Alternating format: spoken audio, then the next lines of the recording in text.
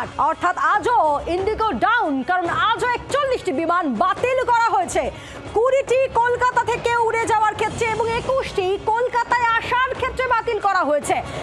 এই সিনারিও কিন্তু আজকের নয়, আমরা দেখেছি যে লাগাতার 3 থেকে 4 দিন ধরে ইন্ডিগোর বিমান পরিষেবা এইভাবে ব্যাহত হয়েছে। কথা বলবো, সৌমেন রয়েছে আমাদের সঙ্গে, টেলিফোনের প্রতিনিধি। সৌমেন, আজও ইন্ডিগো ডাউন। দেখা একদমই তাই, গত 3 দিন ধরে যে পরিষেবা ইন্ডিগোর একদম বেহাল পরিষেবা রয়েছে, সেই পরিষেবা কিন্তু আজও অব্যাহত। সাধারণ যারা যাত্রীরা রয়েছে তারা যেমনটা অভিযোগ করছে যে তাদের কাছে নির্দিষ্টভাবে কোনো রকম কোনো সদুত্তর তারা কিন্তু পাচ্ছে না। হেল্পলাইনে ফোন করা হলে ইন্ডিগো সেখান থেকে সহযোগিতা করা হচ্ছে না। কাউন্টারে যারা দীর্ঘ লাইন দিয়ে তারা সামনে যাচ্ছেন, তাদের ফ্লাইটের কি বর্তমান পরিস্থিতি রয়েছে সেইটি জানার জন্য তাদেরকে কিন্তু কোনোভাবেই সেখান থেকেও সদুত্তর দেওয়া হচ্ছে না। এবং নির্দিষ্ট সময়ে কিন্তু জানানো হচ্ছে যে তার ফ্লাইট রয়েছে এবং তার কিছুক্ষণ পরেই কিন্তু জানিয়ে দেওয়া হচ্ছে ফ্লাইট ক্যান্সেল হয়েছে। রীতিমতো কিন্তু যারা অন্যত্র যাত্রা করবে তারা কিন্তু ধন্দে পড়ে যাচ্ছে। এবং তার পাশাপাশি যাত্রীদের আরো অভিযোগ, এই সুযোগকে কাজে লাগিয়ে অন্যান্য বিমান সংস্থা 10 গুণ থেকে 12 গুণ বিমানের ভাড়া বাড়িয়ে দেওয়া হয়েছে। যেই ভাড়া 10,000 টাকা, সেটা কিন্তু ইতিমধ্যেই 70 থেকে 80,000 টাকায় কিন্তু যাত্রা করতে হচ্ছে অন্য যাত্রীদেরকে। এবং সেখানে যে কেন্দ্রীয় সরকারের নজরদারি তারা চাইছেন যারা যাত্রীরা রয়েছে। ধন্যবাদ সৌমেন। অর্থাৎ একদিকে ইন্ডিগোতে এই বিভ্রাট, এই ভোগান্তি এবং যার জেরে লাগাতার 3 দিন ধরে সমস্যায় পড়তে হচ্ছে যাত্রীদের। আর এই যে ইন্ডিগোর এই সমস্যার জেরে অন্যান্য যে উড়ান সংস্থাগুলো রয়েছে তারা আবার অতিরিক্ত ভাড়া নিচ্ছে যাত্রীদের থেকে, এই একটা অভিযোগও কিন্তু উঠে আসছে। আজ ইন্ডিগোর 41টি বিমান বাতিল করা হয়েছে এবং 20টি কলকাতা থেকে উড়ে যাওয়ার ক্ষেত্রে এবং 21টি কলকাতায় আসার ক্ষেত্রে বাতিল করা হয়েছে। অর্থাৎ আজও রীতিমতো ভোগান্তির মুখে পড়তে হচ্ছে যাত্রীদের, বিমান যাত্রীদের।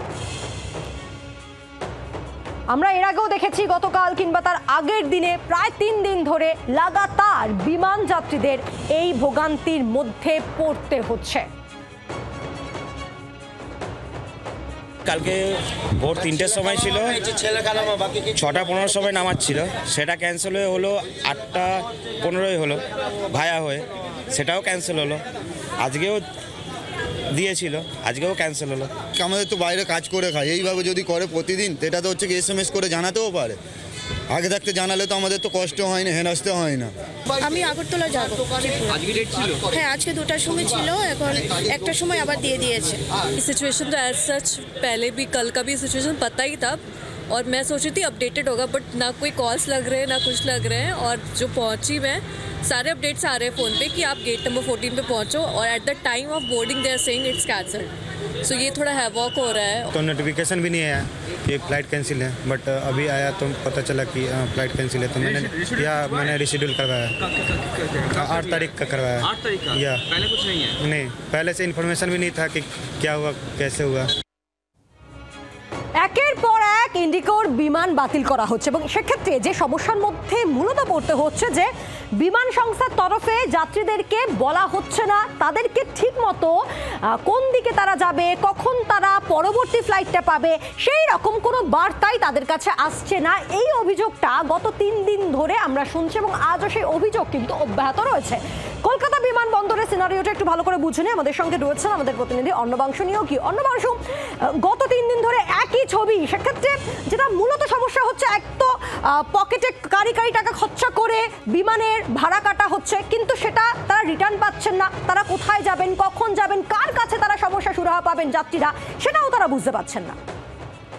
দেখো, সেটা একদমই বলবো যে এই যে বিমান পরিষেবা এখনো যে অচল, তার কারণে মানুষ শুধুমাত্র নাজেহাল নয়, অতিরিক্ত টাকা ব্যয় করতে হচ্ছে। কারণ যদি তুমি ইন্ডিগো বিমান ছেড়ে অন্য কোনো বিমান ধরো, তাহলে যেই ভাড়াটা, সেই ভাড়াটা কিন্তু অত্যাধিক। এখন যদি আমি তোমাকে দেখাই, সেটা হচ্ছে যে বা বলি যে এখন বেনারসে গেলে প্রায় লাগছে 39,000 টাকা। যে যাত্রা পথটা কিন্তু প্রায় তোমার চলে যাওয়া যায় 6 বা 6,500 টাকা। যে যাত্রা পথটা কিন্তু প্রায় তোমার চলে যাওয়া যায় 6 বা 6,500 টাকা সব কিছু ট্যাক্স দিয়ে। কিন্তু এখন আমি যদি এয়ার ইন্ডিয়া ফ্লাইট ধরি, তাহলে সেটাকে দাঁড়াচ্ছে 39,000 টাকা। এই টাকাটা কিভাবে দেওয়া সম্ভব একটা মানুষের পক্ষে? এবং তার পরিবর্তে কবে ফ্লাইট পাবো তার কোনো দিশা নেই। তারা বলছেন যে সোমবার ফ্লাইট মঙ্গলবার ফ্লাইট, অর্থাৎ নির্দিষ্টভাবে কোনো শিডিউল নেই। তারা যে দিচ্ছেন রিশিডিউল করছেন সেটাও কিন্তু ফিক্সড নয়। তারা বলছেন আমরা সোমবার ফ্লাইট দিতে পারি, অ্যারেঞ্জ করতে পারি। তো তারা এইভাবে নাজার হচ্ছেন, যারা পারছেন না তারা কিন্তু এই এয়ারপোর্ট চত্বর এলাকায় তারা হোটেল নিয়ে থাকছেন। হোটেলের ফেয়ারও কিন্তু অনেকটা বেড়ে গিয়েছে। সমস্যা তৈরি হচ্ছে আজও অব্যাহত। ধন্যবাদ। বাংলার আওয়াজ, বাঙালির আবেগ, জি 24 ঘন্টা।